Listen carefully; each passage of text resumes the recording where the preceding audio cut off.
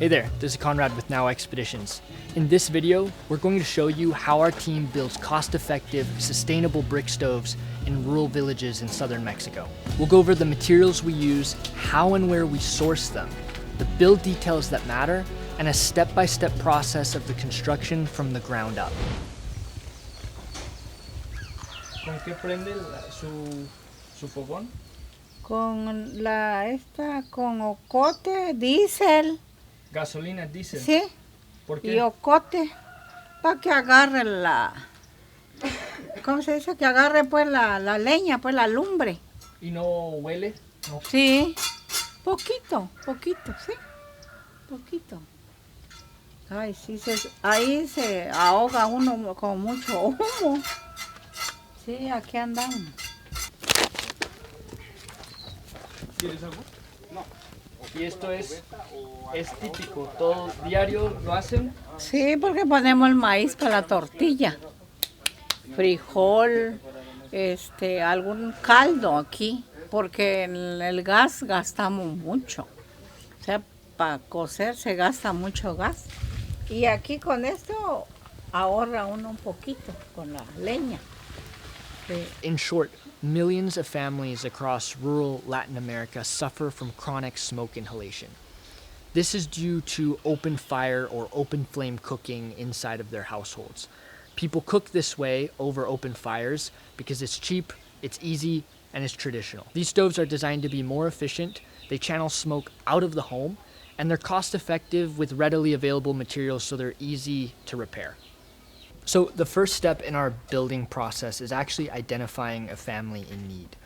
We're looking to prioritize larger family households where you typically see 8 or more people in the home or in the kitchen on any given day or on a daily basis. So once several stoves are confirmed, we purchase the materials either locally within the village or in nearby towns where we have larger suppliers, and we have the materials delivered to the village in a single shipment to keep costs down. Before building even begins, we do a walkthrough with the family and with the mason to determine the most practical and safest location for the stove to be built. In most cases, we build in the same spot that the previous cooking setup was located. We're looking for firm, stable, and solid ground that will serve as the base for our table and then the weight of the stove itself. The next step is to clean, clear, and level the floor space where the stove is going to be built. This step is super important because everything that follows depends on it.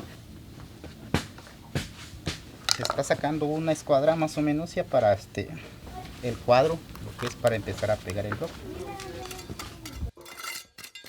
So right now what Isaías is doing is clearing a bit of the surface layer of the floor space where we're going to build the stove and set the cinder blocks for the table base. Estoy anivelando el lugar para poder pegar el bloque.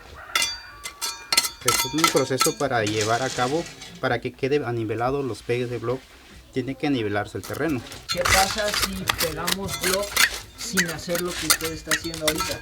Pues quedaría a desnivel y está más propenso a que se caiga el muro o se despeguen los bloques.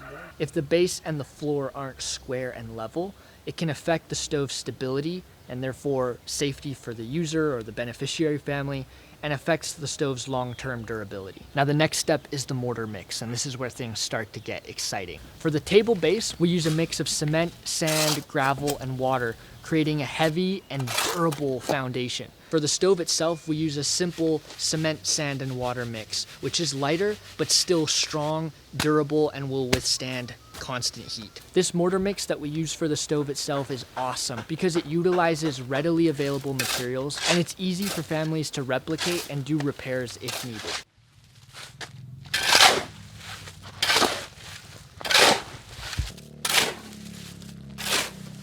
Esto lo que se está haciendo es una mezcla para hacer el colado que consta de 4 botes de grava y sería estando 7 de arena. De agua se está dándole dos botes o 2 cubetas y media de agua. Esa es la mezcla para poder colar la losita para la base de la hornilla. ¿Y esta consistencia aguanta el calor? Claro que sí. De las llamas? Claro que sí. Next is setting the cinder blocks for the table.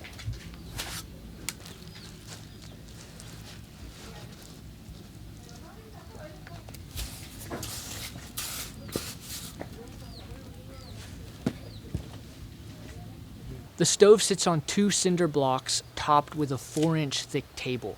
This height is intentionally chosen to be ergonomic for women in this region. 3 rows of cinder block legs help distribute the weight evenly and support the stove over years of heavy daily use. Next is setting the plywood frame for the table. This mold helps control thickness, keeps edges clean, and ensures the table is consistent and level from one build to the next. Lo que se está haciendo ahorita es el encajillado ya para poder colar lo que es la losita, la mesita, la base para la hornilla. Ahorita vamos a entablillarlo para colarlo y así posteriormente poder empezar a hacer la hornilla.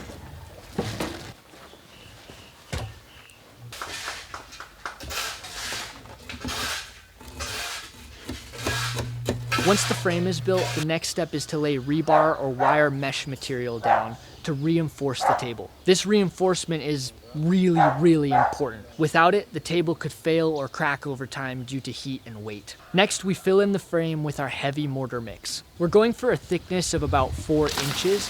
We found this to create a strong, long-lasting base that supports the entire stove structure. We spread the mortar evenly and flatten it out to make sure that we get a smooth, level finish.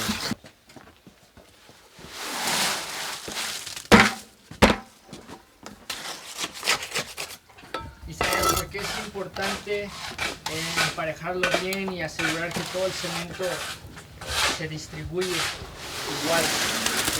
Eso consiste para que en las orillas no quede con poros el colado, quede un colado perfecto y no quede con agujeros o no se disperse bien a los lados. Por eso necesita ir compactándolo bien para que quede un mejor colado.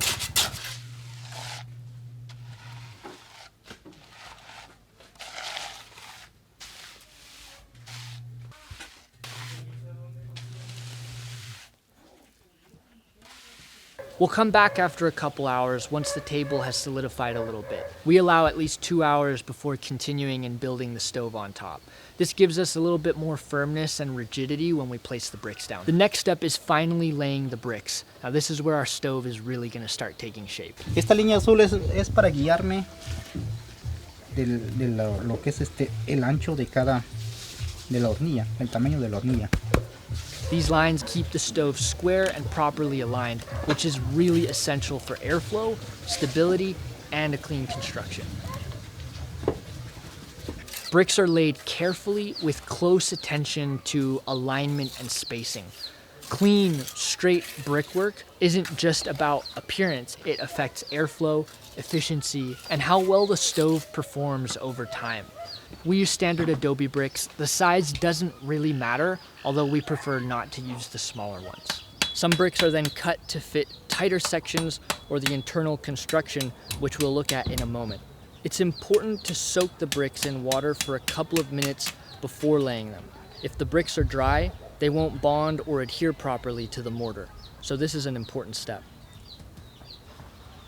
As the brickwork progresses, we leave space for a clean-out port.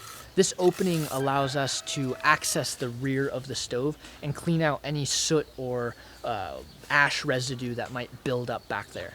Queda un compartimento donde se le mete algo o con la mano se le puede jalar lo que es el carbón, lo que cae de la chimenea. Es esto.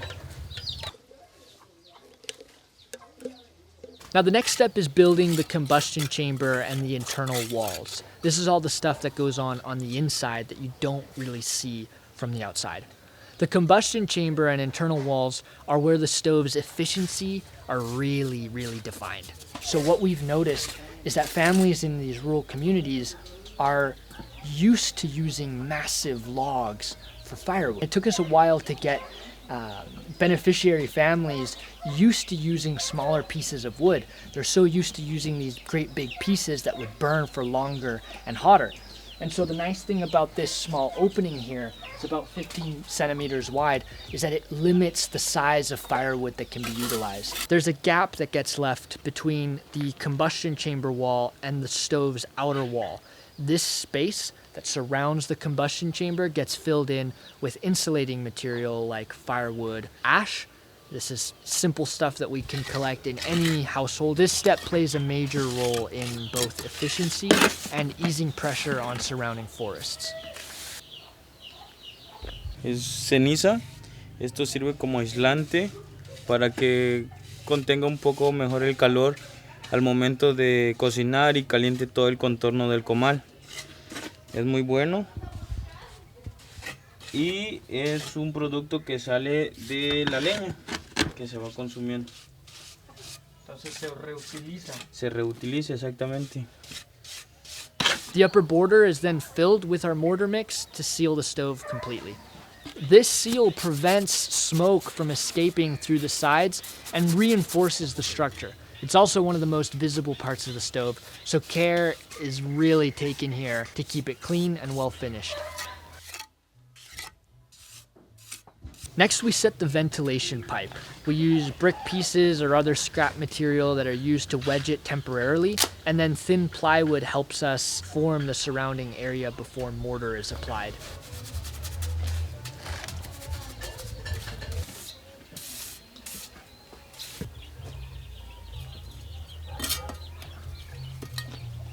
Next, the griddle is placed into the frame. Griddle on top now and see how it fits.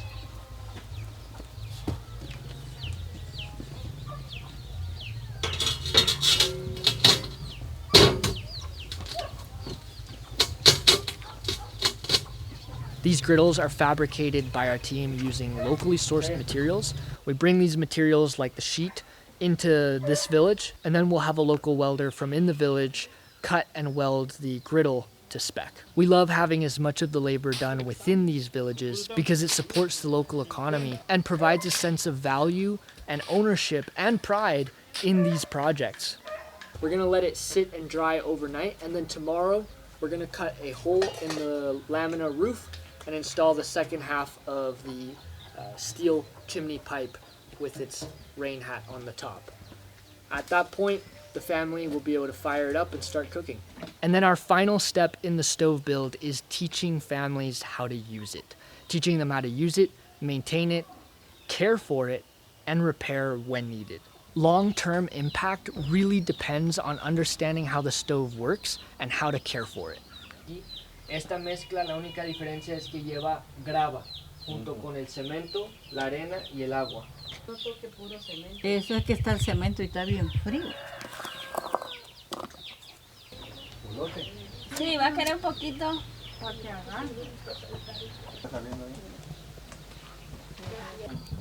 Pero ahí se le va poniendo así. Ceniza, dice. Ah, para que rellene. Sí, va a quedar.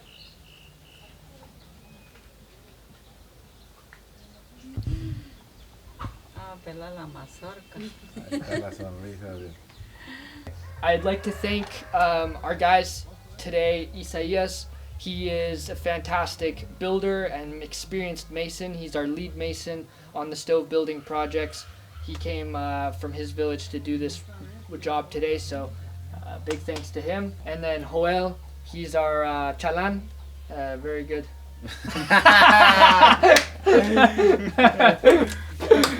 No, he's great too. He's great too.